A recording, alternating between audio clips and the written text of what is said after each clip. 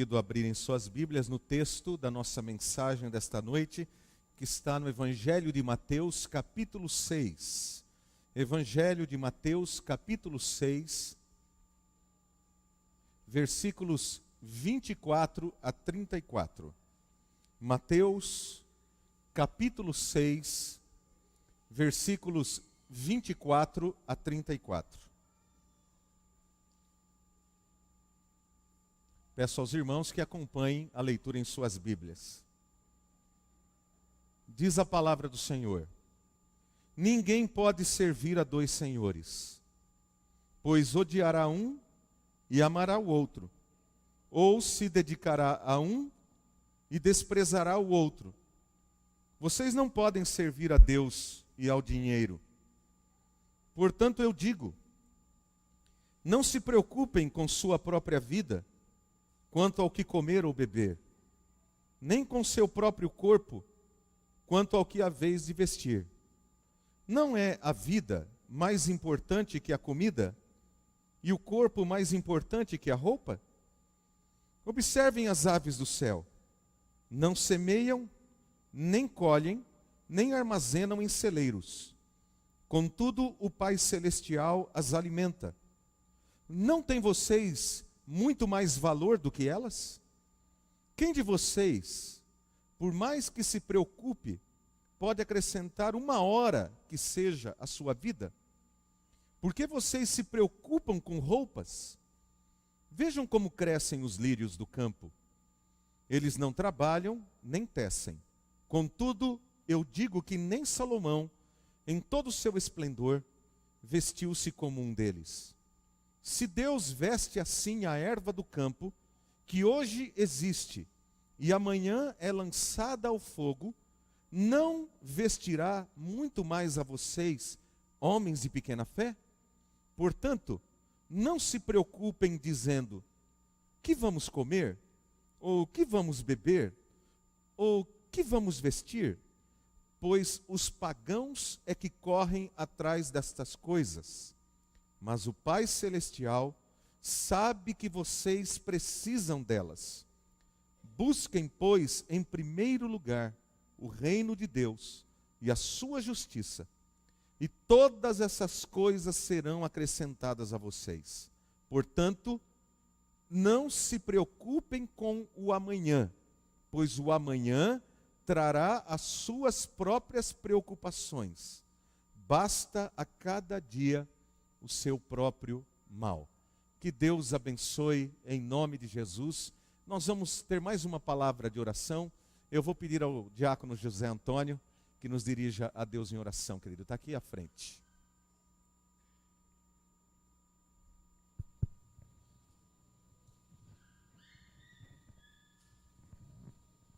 Senhor Deus, nosso Pai, a Ti rendemos graça, ó Deus, por essa porção da Tua palavra.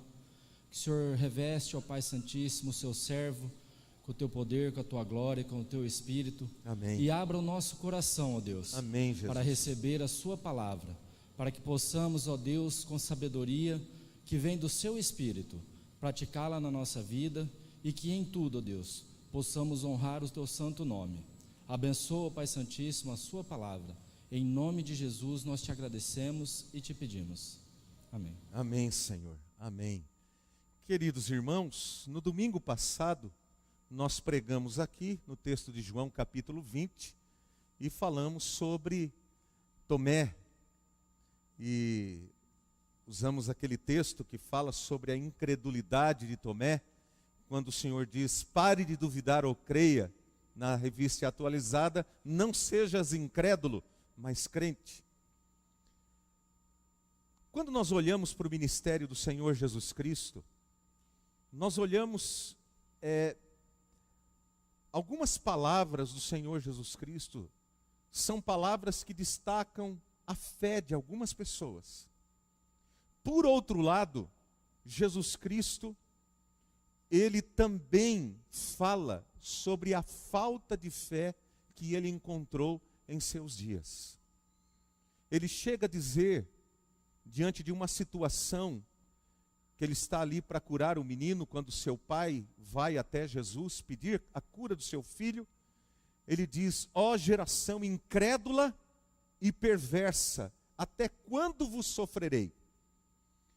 Em outro momento, quando Jesus Cristo está contando uma parábola sobre a necessidade de ter fé em Deus e de orar ao Senhor como resultado desta fé, ele vai dizer assim no final: porventura, quando o Filho do Homem voltar, achará fé na terra? Ele faz esta pergunta. Meus amados irmãos, a fé, ela está intrinsecamente ligada à palavra de Deus. Não há nenhuma possibilidade do homem desenvolver fé em Deus fora da palavra de Deus.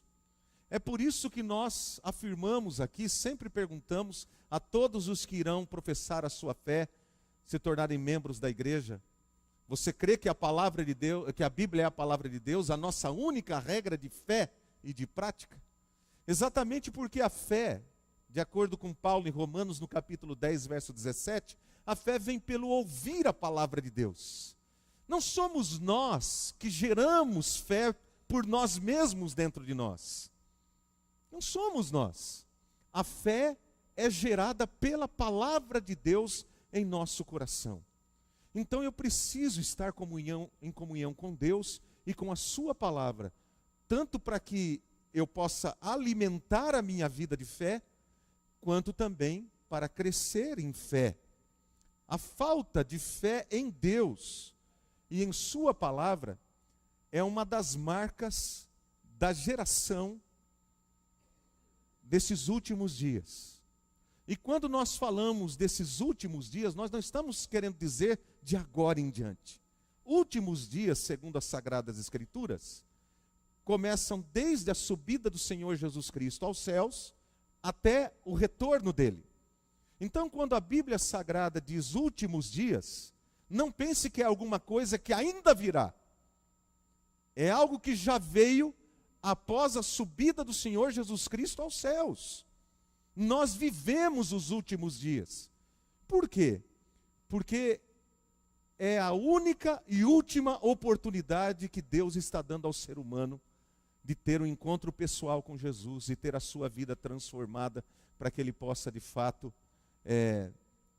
ter uma relação verdadeira com Deus. E aí o que acontece? O homem, através da história, em lugar dele se amoldar aquilo que Deus diz em sua palavra, o que é que ele faz? Ele tenta encaixar Deus, amoldar Deus e a palavra de Deus dentro das suas equações. Dentro das suas equações filosóficas, dentro das suas equações científicas, dentro das suas equações biológicas, sejam lá quais forem. Mas não há dúvida nenhuma que essa equação em que o ser humano tenta colocar Deus dentro, dos seus próprios conceitos, e ali então ele tenta tirar a sua fé de alguma maneira dali, dos seus próprios conceitos, e se não se encaixa no seu conceito, não serve. Então se Deus não está dentro do meu conceito, ele não serve. Se a Bíblia não está dentro do meu conceito, ela não serve.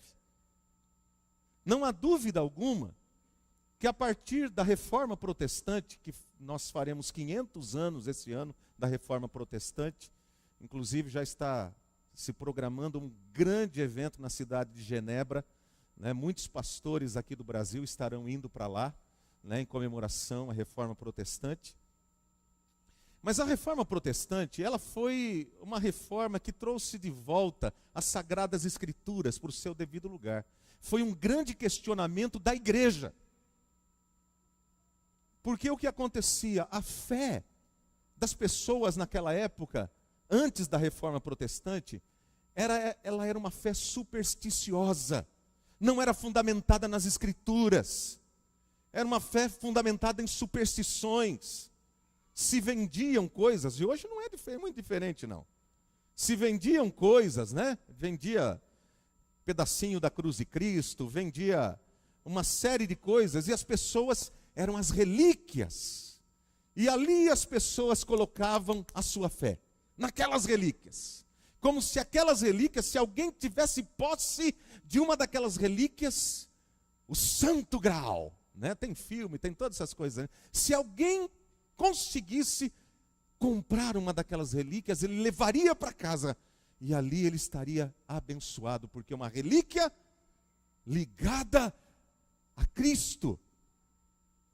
Os historiadores dizem que venderam-se tantos pedacinhos da cruz de Cristo que daria para fazer centenas e centenas, para não dizer milhares, de cruzes, né? Naquela época. A fé então não se fundamentava nas Escrituras. O povo vivia na ignorância espiritual. Porque a igreja própria, a mesma igreja que deveria pregar a Cristo, ela tinha deixado de pregar a Cristo. A igreja se fundamentava apenas numa elite espiritual. E o povo na total ignorância espiritual. E com isso o que acontecia? O povo se tornava massa de manipulação fácil. Pré-reformadores vieram. John Hus, Savonarola e tantos outros homens que vieram, foram mortos na fogueira, foram mortos pela Inquisição, porque diziam que a Bíblia Sagrada deveria voltar aos cultos, e o povo deveria ter acesso à palavra de Deus. E assim, a Reforma Protestante, como uma ação de Deus na história, trouxe a Bíblia na linguagem do povo. E com o advento da imprensa de Gutenberg, facilitou para que todos pudessem ter acesso à Bíblia e pudessem ler a Bíblia. E não só a ler a Bíblia, mas homens começaram a escrever os seus livros, e esses livros começaram a ser disseminados por toda a Europa. E muita gente que estava na cegueira espiritual, na ignorância espiritual, na obscuridade da superstição, veio a conhecer a verdadeira fé por intermédio da palavra de Deus. Houve um grande avivamento, um grande despertamento espiritual. E esse despertamento espiritual não ficou reduzido à própria igreja. Porque também a Reforma Protestante, ela trouxe um crescimento em todas as áreas. Porque abriu portas para que as pessoas pudessem estudar, para que as pessoas pudessem ir além. E com isso vem o advento no século XVIII do iluminismo. O iluminismo, então, ele vem no contraponto do que acontecia antes da reforma da superstição, e ele vem então com uma proposta de racionalismo, através de Immanuel Kant e tantos outros filósofos. E ele vem com essa proposta de um racionalismo. E até aí tudo bem, maravilha, porque era a mesma proposta da Reforma Protestante. Mas o que acontece? Assim como nos dias da Reforma, antes da Reforma Protestante, a igreja dominante, ela impedia as pessoas de crescerem em sua fé através das Escrituras e esmagava as pessoas e não permitia que as pessoas pudessem buscar por si próprio o conhecimento através da Inquisição. Também durante esse período, outras pessoas que não tinham absolutamente nada com Deus, também estavam ali, querendo a liberdade. Pessoas se aproveitaram. Henrique VIII se aproveitou dessa situação e teve um casamento político simplesmente para se separar da Igreja Católica. E assim foram tantos outros que usaram a fé para chegar aos seus próprios interesses. E foi assim, também através do iluminismo, e depois do iluminismo, com outros adventos que vieram depois, principalmente no final do século XIX, início do século XX, com a chamada baixa e alta crítica, onde agora não bastava mais as Escrituras. As Escrituras tinham que se provar. Elas tinham que se provar como palavra de Deus. Você tem que provar que a Bíblia é verídica. Você tem que provar para mim. Olha que coisa, irmãos, como o homem ele salta assim de uma hora para outra. A liberdade A liberdade que tanto o ser humano quer, quando ele a tem, ele muitas vezes a usa não para glorificar a Deus, que lhe dá essa liberdade.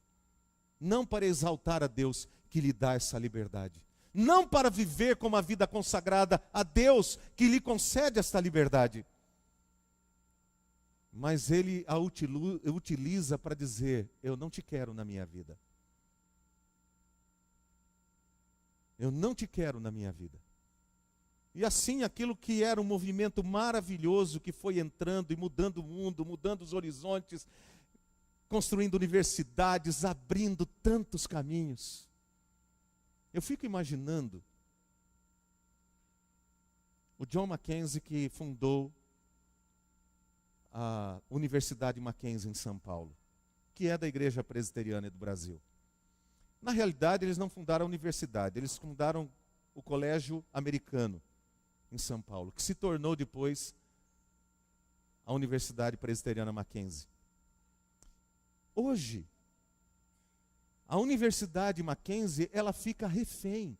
É uma universidade confessional e ela fica refém porque ela não pode falar de Deus lá dentro dela.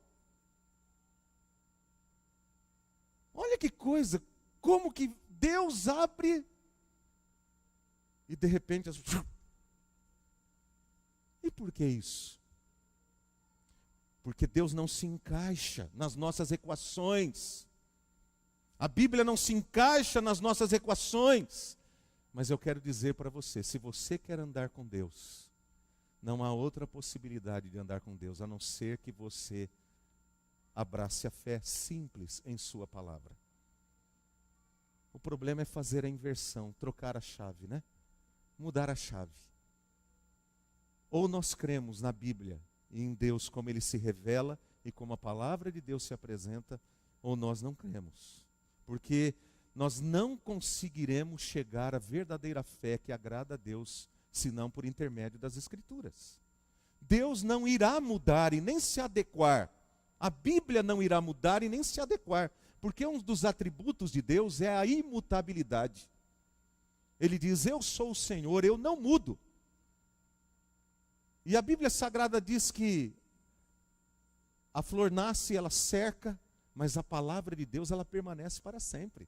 A palavra de Deus não vai mudar para se encaixar nas nossas equações. Somos nós que devemos nos adaptar a ela. Isso é fé. É pela fé. É pela fé mesmo. Nas Sagradas Escrituras, como elas estão aí. É por isso que talvez nós vivamos... Já foi dito isso no século XX, continua sendo dito isso no século XXI, que nós vivemos as gerações mais ansiosas que já andaram pela terra. Não é à toa que cresce e cresce as indústrias farmacêuticas. Com todos os seus psicotrópicos, tentando amenizar a ansiedade das pessoas. Mas nós somos seres ansiosos. E Jesus fala sobre ansiedade. Fica claro que nos dias de Jesus também haviam pessoas ansiosas. E eles também tiveram que lidar com ansiedade. Isso quer nos dizer que a ansiedade é uma parceira ingrata da vida humana em todas as épocas. Mas há épocas em que ela se aflora ainda mais. Ainda mais. Segundo o ensino de nosso Senhor Jesus Cristo, aqui no texto da palavra, a ansiedade, ela afeta mais diretamente aqueles que têm um coração dividido. Preste bastante atenção, versículo 24 novamente.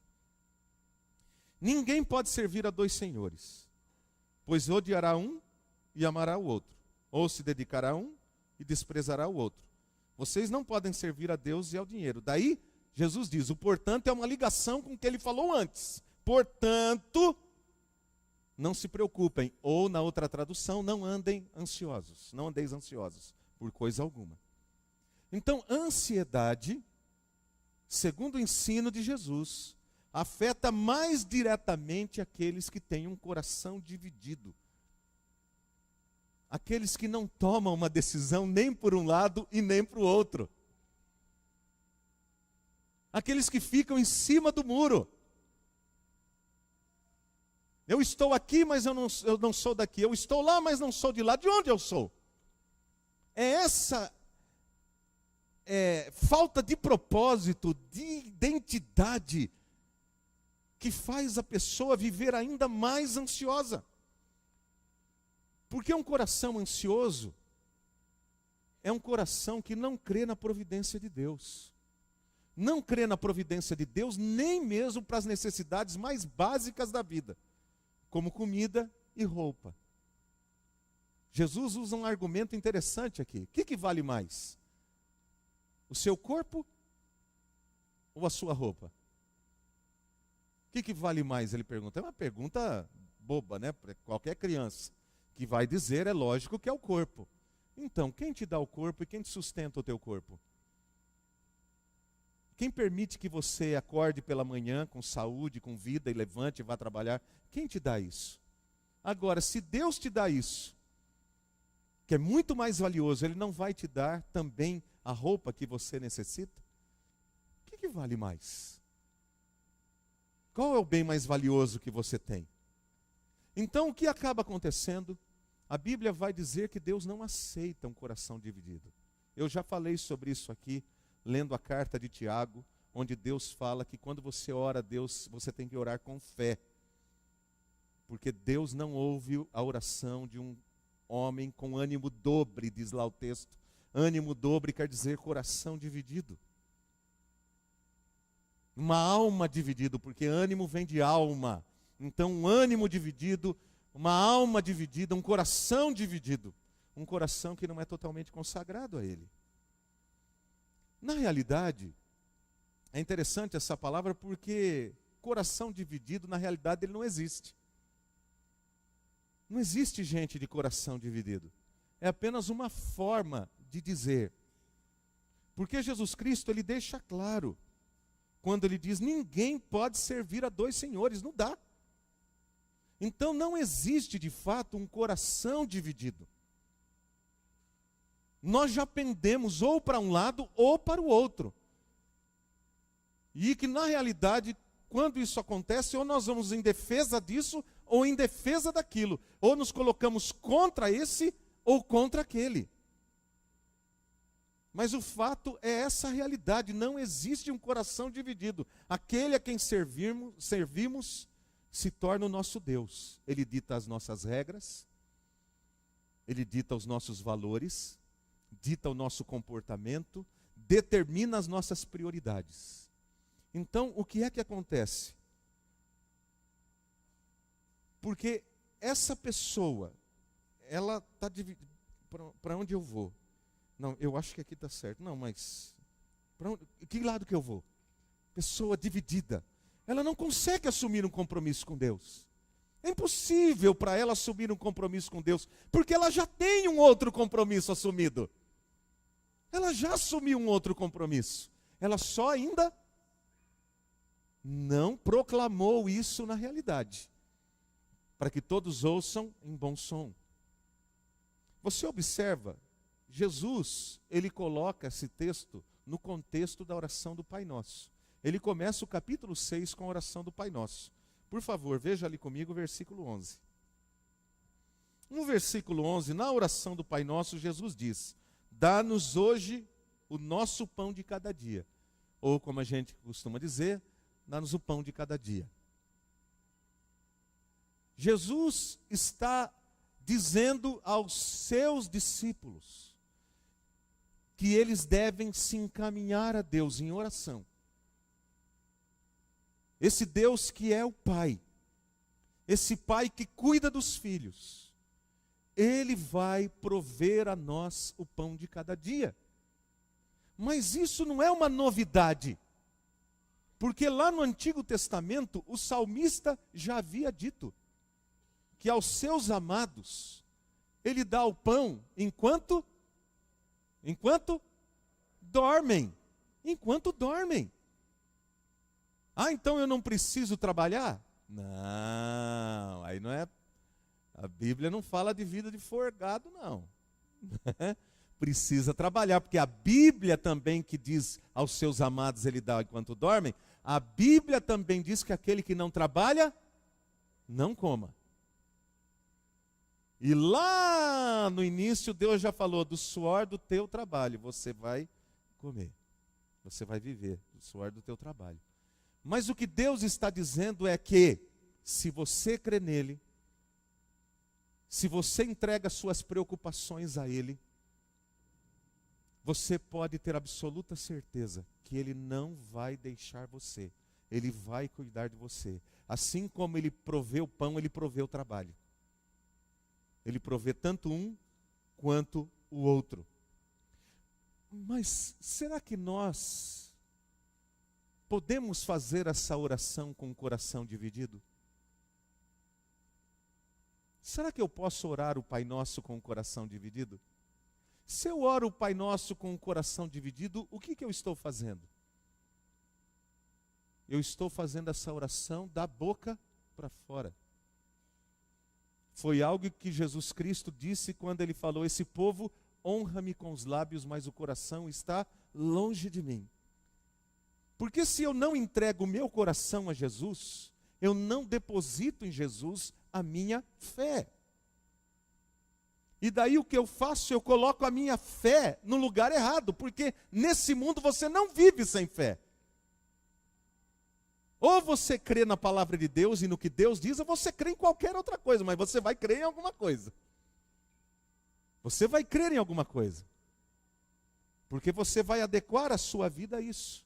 Então, quando você coloca a sua confiança no lugar errado, você coloca a sua confiança no Deus errado. Porque aquilo onde você coloca a sua confiança se torna o seu Deus. Por isso ninguém pode servir a dois senhores. Verso 19, Jesus diz, capítulo 6, não acumulem para vocês tesouros na terra, onde a traça e a ferrugem destroem, e onde os ladrões arrombam e furtam. Aí o que acontece? Como eu não creio totalmente em Deus, como eu não confio que Deus vai prover para a minha vida, eu tenho que colocar a minha confiança em outro lugar.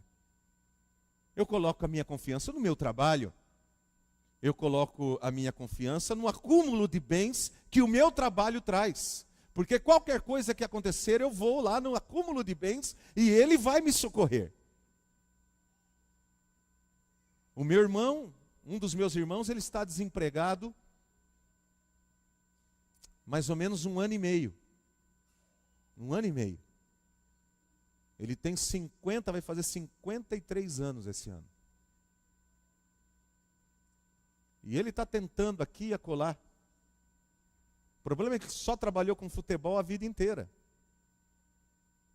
E é difícil para você se colocar, inclusive, no mercado de trabalho. Teve vários problemas sérios, graves de saúde, que o impossibilitaram, inclusive, de continuar trabalhando durante um período. Mas ele tem lá um dinheiro que ele reservou da época que ele trabalhou, ganhou dinheiro e tem lá. Ele está vivendo esse dinheiro, mas o dinheiro está acabando. Você recorre, está lá. Enquanto tem, você fala, não, logo logo arruma um emprego, logo logo você começa a confiar nos recursos e na sua capacidade. E o emprego não vem. E aí você começa a contar, meu Deus, e agora? Coloquei a minha confiança ali. Queridos, aquele que acha que o acúmulo de bens lhe trará segurança, ele passa a servir o dinheiro como seu Deus.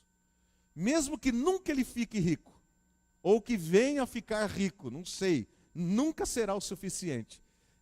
Aquele ditado popular, ele é fato. Quanto mais tem, mais quer.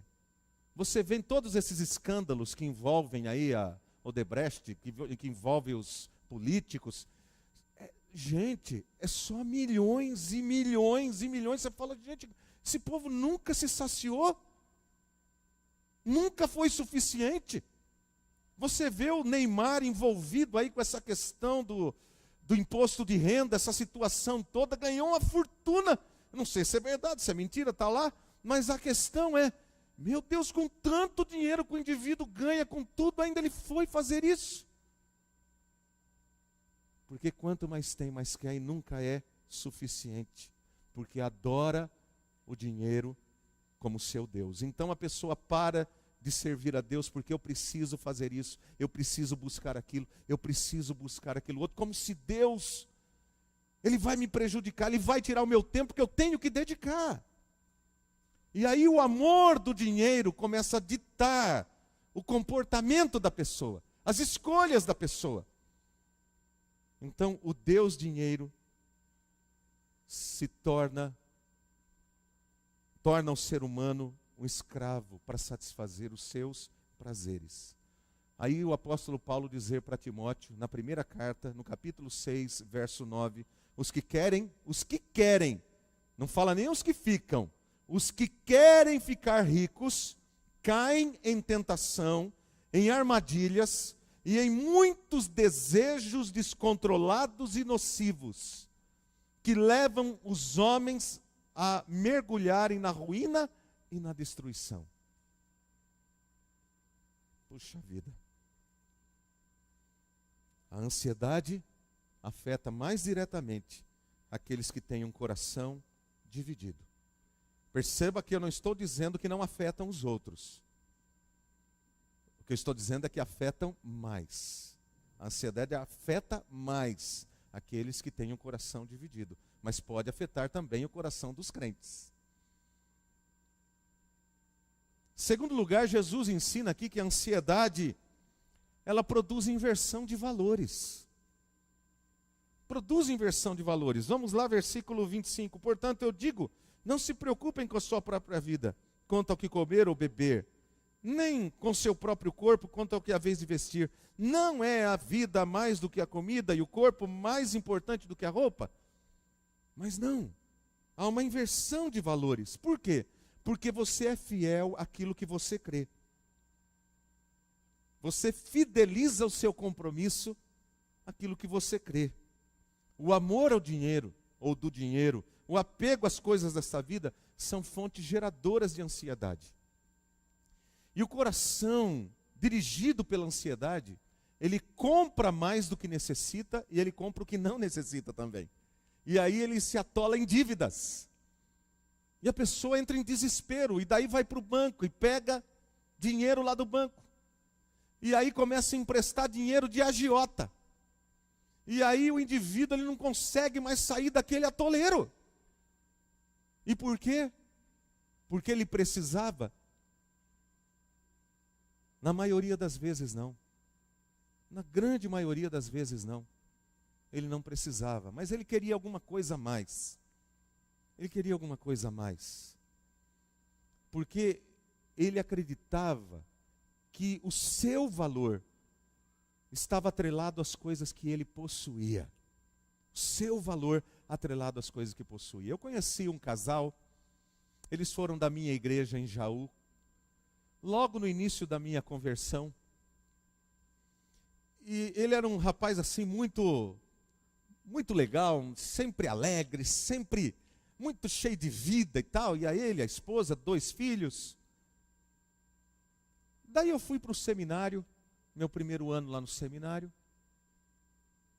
Depois, no segundo ano, eu voltei e eu não vi mais ele na igreja. Todas as vezes que eu ia no culto, eu não via ele na igreja. Eu ia poucas vezes. Então eu falei, mas será que ele falta sempre no dia que eu venho? Mas um dia eu falei, eu preciso perguntar dele. E perguntei para outro irmão que era parente dele, inclusive. Eu falei, cadê o fulano? Ah, pastor, ele perdeu o emprego. Perdeu o status de vida que ele tinha. E ele falou, eu não posso mais ir na igreja. Não posso mais ir na igreja, porque agora sempre é de roupa da moda, ele, a esposa, sempre bem vestido e tal. E agora ir com as mesmas roupas. E agora com um carro mais velho. E agora numa situação assim difícil, eu não vou mais à igreja. Olha que coisa, irmãos. Eu falei, mas como que pode um negócio desse? Se fosse assim, eu não vinha nem na igreja, porque a minha roupa era sempre a mesma. Meu tênis era sempre o mesmo. Mas as pessoas, muitas vezes atribuem o valor a si próprias pelas coisas que elas possuem. Entra numa loja chique do shopping. Entra lá com um tênis velho, calça jeans velha e uma camiseta Hering. Eu já fiz isso. Uma vez me deram uma camisa muito chique, aquelas camisas chiques mesmo, no último, né, de aniversário. Isso lá atrás, já ganhei outras camisas muito chiques também daqui, maravilhosas. Mas ganhei lá uma camisa daquela lá, falei, meu Deus do céu, uma camisa dessa deve ser uma fortuna. Falei, sabe o que eu vou fazer? Eu vou trocar por duas. Né? Eu não uso camisa cara desse jeito mesmo. Peguei a camisa, fui lá no shopping, ela servia para mim tudo direitinho. Fui lá no shopping, entrei na loja. A hora que eu entrei na loja, me fuzilaram com os olhos. Assim, né? E aquela coisa assim, para que você está fazendo aqui, indivíduo? Né? Era para eu pegar de licença e sair, né? Quietinho de lá, com a sacola na mão e tal. Mas eu fui lá, falei, queria trocar essa camisa. Né? Quanto que é essa camisa? A hora que falaram, eu falei, meu Deus do céu, né? Falei, então, mas eu vi que não dá para trocar por 3. Se desse, tudo era caro, né? Eu troquei então por 2 mesmo. Troquei por 2 camisetas e saí de lá. Mas a questão é essa.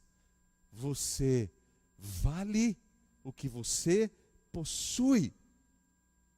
E a pessoa então, ela se torna escrava desse sistema. E o relacionamento com Deus fica em segundo plano. Até porque, para você se relacionar com Deus, muitas vezes você tem que abrir mão de determinadas coisas, de determinadas práticas, de determinadas posturas, de determinados negócios. Porque nem sempre esses são lícitos. E eles o definem como verdadeiramente uma pessoa que crê em Deus, que deposita em Deus a sua confiança. Lá em Filipenses, no capítulo 3, versículos 18 e 19, o apóstolo Paulo vai dizer sobre pessoas que não conformavam as suas vidas e não queriam conformar as suas vidas ao padrão de Deus, ensinado pela palavra. Paulo vai dizer, o destino deles é a perdição. O seu Deus é o seu estômago. É o seu estômago. E eles têm orgulho do que é vergonhoso. Só pensam nas coisas terrenas. Olha que coisa. A vida é dirigida não pelo céu, mas a vida é dirigida pelo sistema. Que a Bíblia Sagrada diz que nós não devemos amar o mundo, nem as coisas que há no mundo, porque tudo que há no mundo, a concupiscência da carne, a concupiscência dos olhos e a soberba da vida, e não procedem de Deus. Então o que acontece? Quem está dirigindo a sua maneira de ser e de viver? O céu ou a terra? O céu ou a terra? Terceiro e último lugar, a ansiedade rouba o que poderíamos desfrutar de melhor da vida. A ansiedade rouba de nós o que poderíamos desfrutar do melhor da vida. E o que é o melhor? O melhor, não há dúvida nenhuma, que é aquilo que Maria escolheu. A melhor parte é estar aos pés de Cristo. Porque eu preciso trabalhar. Rapaz, eu estou tão corrido que eu não tenho tempo de mais nada. Olha, e é bonito falar isso daí. Você já reparou como é bonito? As pessoas falam, nossa, a agenda dele está sempre lotada. Tem muito cliente, tem muito... É bonito você falar, rapaz, eu não tenho tempo para mais nada. Não tenho tempo. Ih, rapaz, não me convida para isso daí não, que eu não tenho tempo. Ó, tem muita tarefa, muita coisa para fazer. Isso daí dá status. Daí a pessoa fala assim, eu vou querer contratar esse indivíduo, porque ele está, ó... Mesmo que não tenha, mas como dá status, a pessoa tem que falar. Eu vou ver na minha agenda. Daí ele vê na agenda, está todos os dias livres. Olha, eu vou ter um dia livre. Né? É interessante. O melhor é o relacionamento com Deus. Maria escolheu a melhor parte. Quando os interesses terrenos tomam conta do coração, não há espaço para Cristo. Não há espaço para Deus. Quando o reino de Deus não é o nosso maior prazer, nós não teremos tempo para orar. Nós não teremos tempo para ler a Bíblia e meditar nas Escrituras. Vir à igreja se tornará um ritual. é como que quase que um mal necessário. Eu preciso ir. Eu preciso ir porque senão vai acontecer isso, porque as coisas não vão começar a dar certo na minha vida. Não é nada disso. Não é nada disso. É disso que as pessoas às vezes nos acusam. Que nós somos religiosos, que a gente só cumpre ritual. Vou lá bater o cartão. Compromisso com Deus, quando ele não é colocado em primeiro lugar na nossa vida, ele não é um prazer. Até contribuir com a obra do Senhor é um peso. E a gente procura fugir. A gente procura justificar nossa negligência, nossa falta de amor. Até mostrando o dedo para os outros. Olha, porque fulano lá, o ciclano lá, para a gente não fazer. Lógico que a gente sempre vai encontrar milhões de pessoas que dão razão para a gente não fazer as coisas. Milhões de pessoas. Mas a Bíblia não diz que nós devemos imitar o que é mal. A Bíblia diz que nós devemos imitar o que é bom, não o que é mal. Por tudo isso, Jesus diz que nós não devemos andar ansiosos.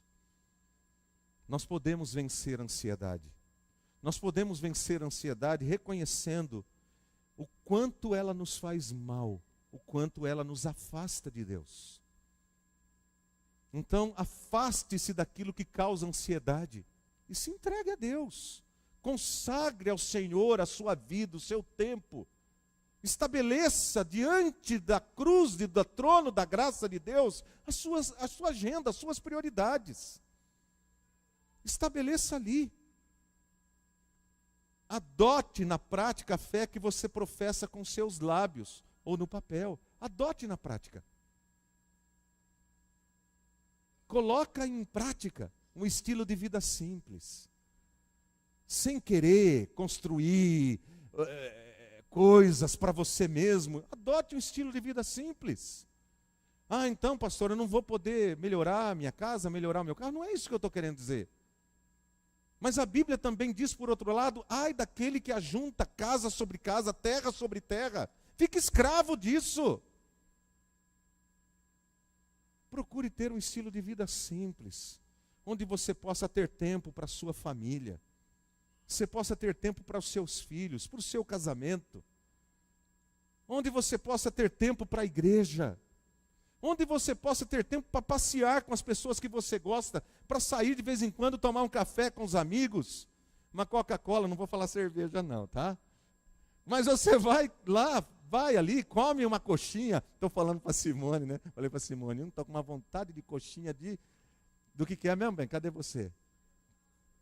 Hã? De mandioca, né? Coxinha, não é coisa de louco, né? Mas estilo de vida simples, simples.